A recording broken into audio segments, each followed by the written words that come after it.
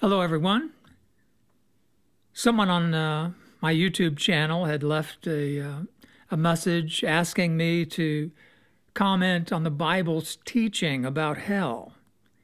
So I'll be happy to do that now.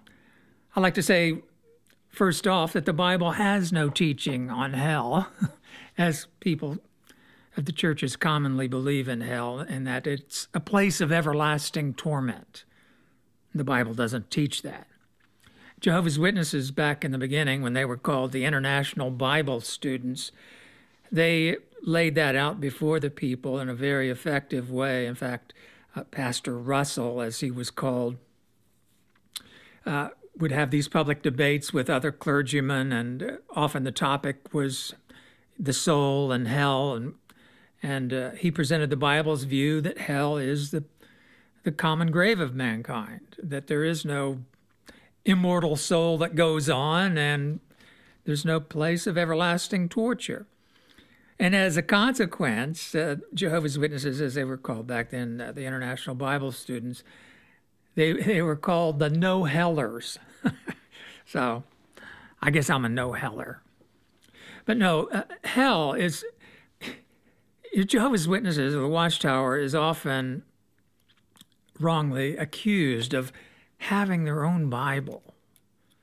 And they, people that don't know what they're talking about, they get the impression that, the Watchtower has rigged the Bible to make it say what they want to support their teachings. Well, it's true that, every, Bible translator has their bias, and certainly the translators of the New World Translation have their particular bias. But when we consider the basics of Bible translation, the old King James just made a mess of things in many ways. And largely they're responsible for this confusion regarding what hell is, because they translated a number of Greek and Hebrew words as hell, and they should not have, because they meant something totally different. But it has effectively led people to this confusion. Basically, the Hebrew word Sheol and its counterpart in Greek, Hades, meant the grave. People died and they went to Hades or Sheol. For example, David wrote the psalm, I can't think of the number right off, 22, I believe, but I'm not sure.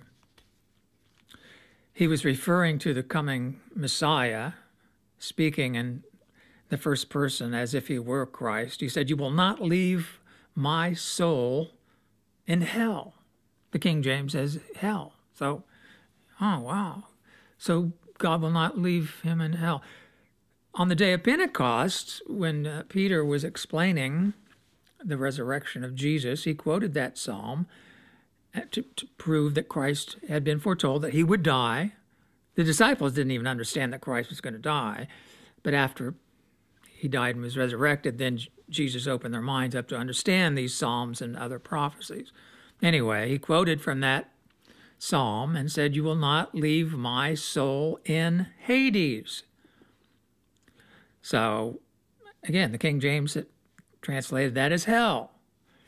So, was Jesus in hell when he died? He went to hell? What's going on there? Well, Jesus was in the tomb. The Bible's very clear about that. He died and he was wrapped in cloth and laid in a tomb, and a stone was rolled over. So that was Hades. That was Sheol. He wasn't buried in a grave, but he was entombed. And that's what happens when you die. You go to Hades or Sheol. The Bible says in the 20th chapter of Revelation, it's referring to the resurrection of the dead. The Bible plainly teaches that when you die, you go to sleep, you're unconscious, God is going to bring the dead back to life. Jesus, in fact, resurrected 4 people, perhaps more than that, but that's all that's recorded in the Bible. And he did so to prove that he has the power, that Jehovah has given him the power over death. And when he is king for the 1,000 years, he will bring the dead back to life on the earth. Read Revelation, the 20th chapter. It clearly says that death, and in the King James, and hell gave up those dead in them. people in hell are dead. They're not being tortured and roasted and toasted. It's ridiculous.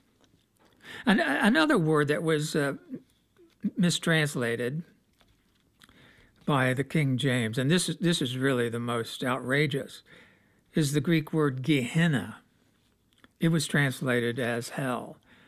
But Gehenna was not the grave. Gehenna was actually a place outside of Jerusalem. Originally, it was called the Valley of the Sons of Hinnom. You understand that Jerusalem was built on a series of mountains, or large hills, really, Mount Zion being one of the most prominent outcropping. So when you have large mountains, you have valleys, right? The slopes of the... So Jerusalem was situated on this plateau up on top of this mountain. And in the valley, this Valley of the Sons of Hinnom became a garbage dump eventually at the time of Christ. So people threw refuse and garbage down into this valley, and that was called Gehenna. And everybody knew when Jesus used that word what he was referring to. So like if you had an animal that died, I mean, you've got a health problem there. You can't leave your donkey or horse laying there, in the summer heat. So you drag him over, or have somebody pay, drag him over, throw him into Gehenna. And to keep the stink down and burn the rubbish up, they would throw chunks of sulfur down into this refuse pile and light the sulfur, and so it would burn. And so Jesus used this as a symbol of destruction, because they also threw human bodies into Gehenna. If a person was considered so vile that they did not warrant a proper burial, threw them over the wall down into Gehenna as well. And so Jesus, he spoke to the Pharisees. He said, "How will you escape from the judgment of Gehenna, where the fire does not go out and the maggot does not die?" He wasn't talking about some everlasting torment. He was telling them they were going to be destroyed. They were going to be permanently put out of business. Jesus used Gehenna as a symbol for everlasting death, for those who are unworthy of being resurrected when the time comes for the resurrection. So unfortunately, the King James translated Gehenna as hell. So now you've got, this expression, hell fire, where the fire does not go out. Woo. And there's another Greek word, Tartarus, which was also translated as hell. But it only appeared in one place, and I won't even go into that. But Revelation uses the expression, the lake of fire. And the devil will be eventually tossed into the lake of fire. So that's got to be everlasting torment, right? No. The Bible explains its own symbolism. And in fact, it says right there, the lake of fire, this means the second death. What's the second death? Well, second death is permanent death. It means the same thing as Gehenna. If something is burned up, it's humanly impossible to reconstruct it, right? You've got smoke and ash. And that fire symbolizes complete destruction. You're out of the picture. So some people will literally die twice. Those humans that have died because of Adam's sin, they're in the grave. They'll be resurrected. And Paul said it was his hope that the righteous and the unrighteous would be resurrected. So the unrighteous will get a chance. They'll be like on probation. If they do not conform their ways to Jehovah's laws, they die again. Second death, permanent death, no resurrection from the second death.